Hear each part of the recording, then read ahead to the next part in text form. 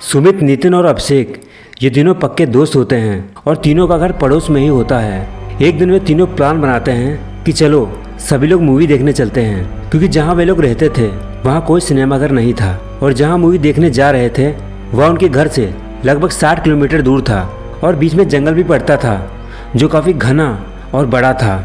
उन तीनों की मूवी टिकट रात 9 बजे की थी, तो वे तीनों शाम 6 बजे अपनी कार में बैठकर सिनेमा घर के लिए निकल लेते हैं। वे तीनों सिनेमा घर में पहुंचते हैं और मूवी देखने लगते हैं। क्योंकि मूवी काफ़ी लंबी और इंटरेस्टिंग होती है तो तीनों मज़े से उस मूवी को देखते हैं और मूवी लगभग 12 बजे के आसपास समाप्त हो जाती है। फिर वे तीनों सिनेमा घर से बाहर निकलकर एक होटल पर जाते हैं और कुछ खाते पीते हैं और तीनों कार में बैठकर अपने घर के लिए आने लगते हैं। सुमित कार की ड्राइविंग सीट पर होता है और कार चला रहा होता है कि तभी नितिन कहता है, अरे सुमित भाई, ऐसा करो, मेन रोड से नहीं चलेंगे, इस रोड से अपना घर दूर पड़ता है और इससे समय भी ज़्यादा लगेगा।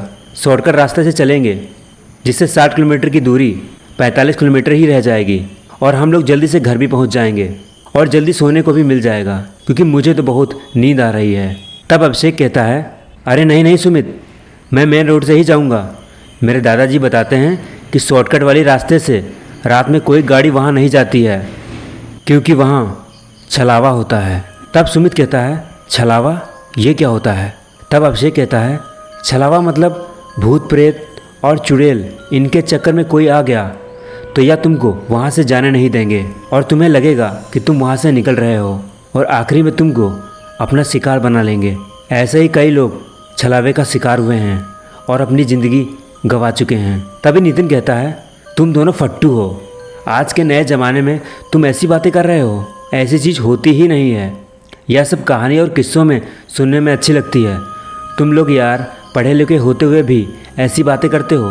तुम मानते हो कि है तो चलो इसी रास्ते से चलते हैं, आज पता चल ही जाएगा कि तुम झूठे हो या मैं, और यह भी देख लेंगे कि छलावा होता क्या है। अमित और अभिषेक उस रास्ते से जाने से मना करते हैं, लेकिन नितिन नहीं मानता है और कहता है, देखो तुम दोनों, अगर मेन रोड से नहीं चलोगे तो मैं गाड़ी में तेल नहीं डलवाऊंगा, तुम्हें खुद डलवाना होगा। मजबूरी में सुमित और अभिषेक नितिन की बात मान लेते हैं और शॉर्टकट वाले रास्ते पर कार को मोड़ देते हैं। नितिन कहता है, मैं तुम दोनों को बहादुर बना के रहूँगा, कहकर कार में म्यूजिक बजाने लगता है। रात के 12:45 हुआ था। कार उस शॉर्टकट वाले रास्ते पर चल रही थी। जंगल घना होने के कारण रात और भी भयानक और डरावनी लग रही थी। उन तीनों की कार जंगल में जैसे जैसे आगे बढ़ रही थी वैसे वैसे एक धुएं जैसी धुंध सड़क पर गहराती जा रही थी। पूरी सड़क सुनसान थी, क्योंकि रात में उस सड़क पर कोई गाड़ी नहीं निकलती थी और तीनों म्यूजिक को एंजॉय कर रहे थे और तीनों कार की लाइट से सड़क पर आने वाली हर एक चीज़ को बड़ी बारीकी से देख रहे थे। उन तीनों को उसी रास्ते पर चलते चलते काफ़ी समय हो जाता है। सुमित म्यूजिक को बंद कर देता है और कार की स्पीड थोड़ा और बढ़ा देता है, क्योंकि रात के लगभग 1:30 बज चुके थे और इस वीरान भयानक जंगल में वह तीनों ही थे। तो उनको कुछ घबराहट भी हो रही थी कि तभी अचानक उन तीनों को ऐसा लगता है कि कार पर किसी ने पत्थर फेंक के मारा है। सुमित कार को तुरंत रोक देता है और तीनों एक दूसरे की तरफ देखने लगते हैं। सुमित कहता है, तुमने आवाज़ सुनी? किसी ने कुछ कार पर फेंक के मारा है। तब नितिन कहता है, यार देख नहीं रहे हो, पेड़ इतने बड़े बड़े हैं, कुछ डाल वगैरह गिर गई होंगी, तुम गाड़ी चलाओ, कुछ नहीं है। तब सुमित कहता है कि नहीं, एक बार देख लेता हूँ, किसी ने कुछ फेंक के मारा था, फिर चलते हैं। अभिषेक कहता है, यार इतनी रात को कोई यहाँ क्यों होगा, यहाँ कोई नहीं है। अच्छा सुमित, जल्दी जल्दी देख लो, और भाई मैं तो कार में ही रहूँगा। सुमित कार का दरवाज़ा खोलता है और कार के बाहर आ जाता है। सुमित कार के चारों तरफ ध्यान से देखने लगता है कि कौन सी चीज़ कार से टकराई थी। वह पूरी कार को बाहर से देखता है, लेकिन कोई निशान नहीं होता है। सुमित कार के पीछे खड़ा होकर अपने पीछे देखता है तो थोड़ी थोड़ी धुंध सी थी, तो उसे लगा कि कोई वहाँ सफ़ेद कपड़ों में खड़ा है। तो उसको देखकर सुमित काफ़ी डर जाता है और कार में जल्दी से आकर बैठ जाता है और अभिषेक और नितिन की तरफ देखने लगता है। नितिन पूछता है, अरे सुमित, इतना घबराए हुए क्यों हो, क्या हुआ? तब सुमित कहता है, यार नितिन, मैंने कार के पीछे देखा, सफ़ेद सफ़ेद कोई खड़ा था। अभिषेक हैरानी के साथ पूछता है, क्या तुमने सफ़ेद कोई चीज़ देखी है? यार सुमित, मुझे बहुत डर लग रहा है, तू जल्दी से कार स्टार्ट कर और चल यहाँ से। तभी नितिन कहता है, अरे तुम दोनों क्या बातें कर रहे हो? अरे तुमने कुछ देखा है तो उसमें डरने की क्या बात है, मुझे बताओ क्या है। नितिन और सुमित कार से बाहर आते हैं और उसी जगह जाते हैं जहाँ सुमित ने सफ़ेद किसी चीज़ को खड़ा देखा था।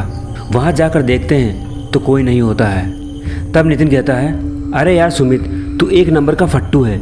हम जैसा सोचते हैं वैसा ही दिमाग आकृत बनाने लगता है, समझा। जैसे ही दोनों कार का दरवाज़ा खोलकर कार में बैठते हैं और आगे देखते हैं तो उनकी आंखें खुली की खुली ही रह जाती हैं। सामने हल्की हल्की धुंध में एक सफ़ेद साड़ी में भयानक चेहरे वाली चुड़ैल खड़ी होती है। जब तीनों की नज़र उस चुड़ैल पर पड़ती है तो तीनों हक्के बक्के रह जाते हैं। तब अभिषेक कहता है, देखा, देख लेना अब क्या होगा, अब भुगतो, हम सब मरेंगे। वह सफ़ेद साड़ी में भयानक चेहरे वाली चुड़ैल कार की तरफ ही धीरे धीरे बढ़ने लगती है। नितिन कहता है, सुमित गाड़ी स्टार्ट कर और पीछे ले। सुमित गाड़ी स्टार्ट करने की कोशिश करने लगता है लेकिन गाड़ी स्टार्ट नहीं होती है। तब तक चुड़ैल कार के और नज़दीक आ जाती है। तीनों कार के अंदर डरे हुए बैठे होते हैं। चुड़ैल नितिन की तरफ आती है और गाड़ी के बाहर तीनों को अच्छे से देखती है और डरावनी मुस्कान के साथ वहाँ चिल्लाने लगती है। यह सब देख तीनों और भी डर जाते हैं। सुमित कहता है कि कोई बाहर नहीं आएगा, गाड़ी स्टार्ट हो या ना हो। सुमित दोबारा कार स्टार्ट करने की कोशिश करने लगता है तो कार दोबारा स्टार्ट हो जाती है। सुमित तेज़ी से गाड़ी को भगाने लगता है।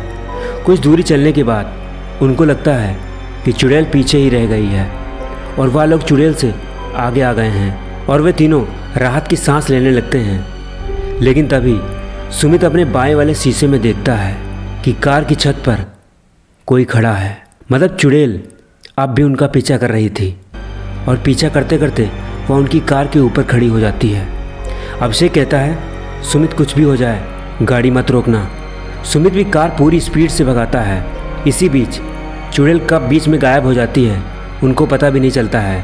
उसी रात की घटना से वे तीनों उस रास्ते से कभी नहीं जाते हैं और नितिन भी समझ जाता है कि कुछ शक्तियाँ हैं जिनको मापा और तोला नहीं जा सकता और वह दुनिया में हम लोगों के बीच अभी भी मौजूद हैं। दोस्तों, ऐसे ही और इंटरेस्टिंग हॉरर वीडियो के लिए चैनल को सब्सक्राइब कर लो।